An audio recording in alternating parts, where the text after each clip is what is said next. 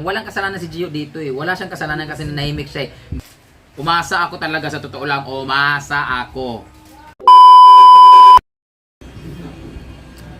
Wala tuloy ako signal. Di tuloy, nawala tuloy. Bakit to lang hotspot? Nanahimik naman talaga. Wala naman talaga problema. Bakit itong mga ano na to, kaya nababatrip talaga ako. Bakit di ako makunik? Makunik sa ko sa mo, Jigbe? Ano kaya problema niyan, kuya? Kaya nyo ba ayusin yung problema ko, kuya?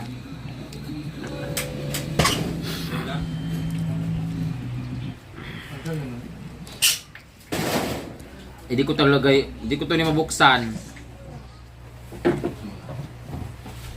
Sa po ano? Sa Buo.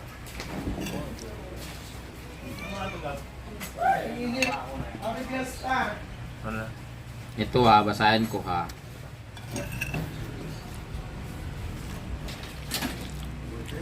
Ito mga ano to, mga combo ng mga ano. Sa ano para rin ni wala karapatan di saraan mag-like nga sa vlog ganun mga kaiba. Ito. Ito yung sinasabi. Ito. Pinag-uusapan nila ako sa GC nila yata. Sabi, chat ko si Chururut. Sinabihan ko, pagsabihan si Chururut na huwag niya masyado i-bash si Brenda. Baka marating kay Brenda lahat ng comment nila. Baka magsalita si Brenda. Kawawa mga Santa Ana, lalo na si Gio. Pero sinabi ko, chat kita. See? Sila ang panay sumbong-sumbong, kaya nagkakaganyan-ganyan. Oh.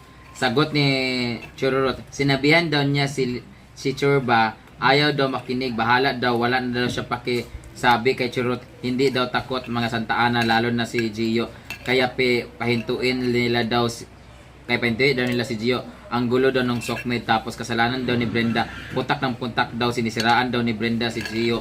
Kung ano-ano lang pinagsasabi, tumahimik nga lang daw si Gio. Tapos yun sinasabi ni Brenda, nag-chat daw siya kay Gio. Hindi nag-reply si Gio. Paano daw mag-reply? Hindi pa daw na-seen. Delete siya agad, tapos block naman daw. Isang araw, buong magharaw. Hindi ko pa din-delete yung message. Wala pong scene na nangyari. Malamang nilong press lang yon. Sabi ni Chururut, kung mahimik daw si Brenda, hindi putak ng putak, baka balikan daw ni Gio. Talaga? Talaga? Ito wala to ha, hindi to about kay Gio ha. Ito tong mga nag-uusap-usap na sila na nag-a-assume na mahal pa ako ni Gio, na mahal pa ako na ganito. Sila yung mga nagsasabi na ganyan. Sabi ni Chururut, mahal na mahal daw niya si Brenda. Dati sila dalawa halos ikamatay nga daw niya. Wow! Na mag-away sila, lalo na naghiwalay sila dalawa, pero nagalit daw siya kay Brenda, putak ng marami. Ano daw sinasabi about kay Gio. Talaga? Naawa daw sila kay Gio. Oh, see? Meron pa mga nagsabi na mahal, ano ba yan? Ito ha. Basta. Ano ba yan? Oh. Ano, dapat kayo nagsasabi. Madam, about doon sa message mo daw kay Gio, nakita kasi ang dami nag-message sa kanya. Di niya nakita, ang dami nag-message sa kanya. Di niya binubuksan yung messenger niya, tapos sinabihan yung kaibigan, basahin niya. Sabi niya, wala daw, baka dinilit mo na. Dinilit ko talaga kasi wala naman pala. So, ngayon lang ako nagsalita kasi tapusin na natin ko. Ha? Control ba?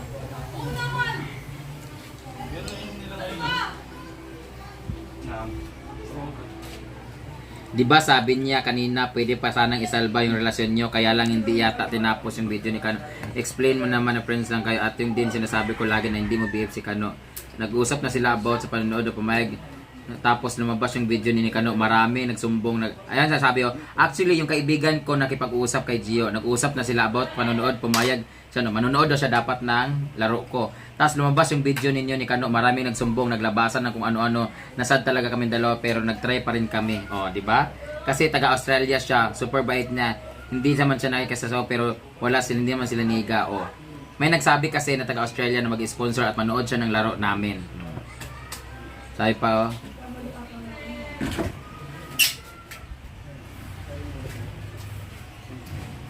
Yes, kawawa kasi mahal ka pa niya eh.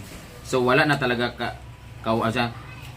ano sabi paano madam kung ma-realize niya na mahal ka pa niya at gusto ka niyang makita at makausap, papayag ka pa? Sabi ko, matagal na ako umasa, wala naman. Sabi, huwag kang magalit sa akin, nagtatanong lang ako. Last na tong tanong, mahal mo pa ba siya? Yan tuloy. Sabi ko, it's useless. Sabi niya, so wala na talaga, kawawang Gio. Sabi ko, kawawa? Sabi niya, yes, kawawa kasi mahal ka pa niya eh. He? Walang signal. Walang signal. Bakit ako naka-wifi? Umalis ka kasi kaya nawala.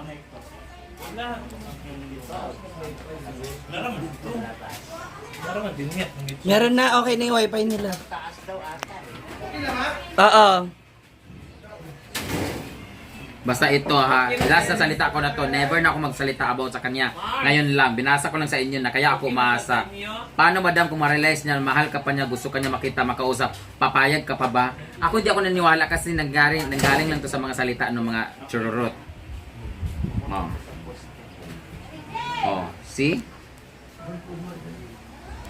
Paano ako hindi aasan yan? No? Sabi nyo, madam, paano kung magparamdam sa'yo si Gio sa Manila?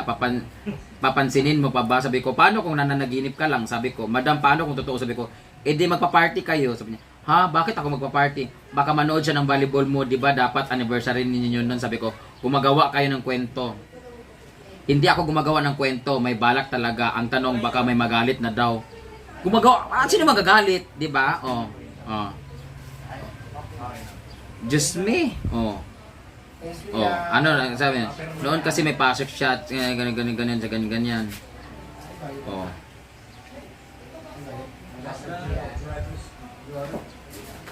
Last na tanong, mahal mo pa ba siya? Mga ganun eksena. Lagi may nagaganan-ganyan.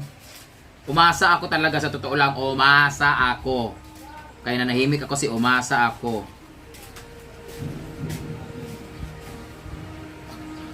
Oh, meron pa siyang chat. Good day, madam. Ayaw mo na talagang bumalik kay Gio, madam. Nakakalungkot naman. Alam mo yung ganun, tas close daw to sa pamilya niya eh. Kaya ayaw ko na lang mag-ano eh.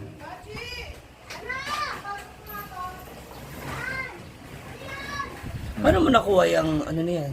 Convo? Hindi, nag-chat sa akin directly to, madam. So ako talaga umaasa ko kasi close daw siya. Okay na? Okay na po. Paano nangyari? Doon sa may box. Sa may poste. Ano nga nangyari?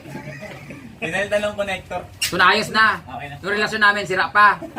Ay, hindi ko na maayos. Ay, hindi yan si... So ako... So sinend niya sa iyo yung mga convo sa GC nila?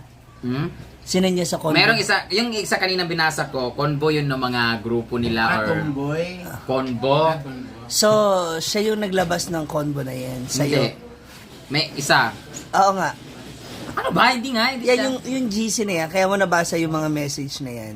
Then Itong may message na nagpadala- to, direct to sa tao sa akin, walang nagsisend to. Siya mismo nagsisend, close siya doon, sa pamilya. Yung isa naman na pinag-uusapan nila ako na kung hindi daw ako madaldal, na sinabihan nga namin na huwag siya masyadong masalita kasi may nag-bless sa akin eh, mga grupo nila eh, mga solid geonatics eh. Pinag-uusapan ako, ganyan. Tapos sinend sa akin na sayang kasi mahal pa naman sana siya, pwede pa sanang isalba pero putak daw ako ng putak, ganito, ganyan. So isa rin sa mga geonatics, doon sa GC na yun na Oo, nag-send. yun, ganon. Pinapaniwala din nila si Gio, mahal ka pa madam for the sponsor ang peg. Hindi ko alam kung, kaya sabi sa totoo lang, walang kasalanan si Gio dito eh. Wala siyang kasalanan kasi nahimik siya eh. Hindi ko naman alam kung nanonood din siya ng live ko or ano o ng video ko. Basta wala siyang sinasabi agad sa akin eh. Itong mga tao nakapaligid sa kanya, panay paasa sa akin, nalab pa ako nung isa na hindi makakain, na tahimik lagi, na isang buwan na nakalipas pero tahimik daw, ganito ganyan. Ha?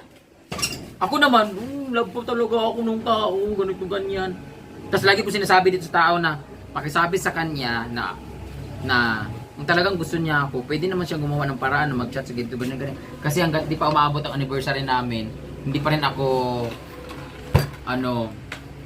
umaasa pa rin ako na kami pa, ganyan. Hindi dahil mahal na mahal ko pa siya. Alam niyo sa totoo talaga. Okay naman na sa akin, nakamove on na ako eh. Pero sa tuwing sinasabi nila sa akin na what if makikipagbalikan siya sa'yo, what if pumunta siya ganyan. Ako naman, the other side of me, there's a space pa rin na, mahal pa talaga niya ako. So, baka pwede pang magbalikan kasi sinasabi ng mga close sa kanya na love pa niya, ganito, may pag-asa. Huwag daw muna ako magjowa ha. May mga chat pa dito. Huwag ka muna magjowa, madam, kasi feeling ko talaga may pag-asa pa kasi sinasabi niya ganito. Ako naman, asang-asa naman ako. Ayaw na taon bros kay nana kano. Diba? So ako, walang kasalanan yung tao nadadrag lang yung pangalan niya dahil dun sa mga taong nasa paligid sa kanya. Ako naman, nag-hysterical naman ako, nagsalita ako ng ganito kasi nga, ako yung umasa. Hihintay ka. Umasa talaga ako, promise. Hindi dahil sa mahal ko pa siya, umasa ako. Alam nila yan, nakamubo na ako, okay na ako, hindi naman ako lulupa, never nga ako umiyak. Pero umasa ko na, baka meron pa talagang something like that. Kasi, ayun visit na bubuhay. Alam mo kung masasaktan ako ngayon, nagagalit ako dahil sa mga taong panay paasa na. Hindi ako pinaasa ni Gio. Pinapaasa ako ng mga tao sa paligid na. Kaya sabi ko, kung love niya ako, dapat siya mismo nagsabi, ganito, ganyan, or may nagsabi sa kanyang, ganyan. Ang nagsasabi sa akin, yung mga taong nasa paligid na, diba?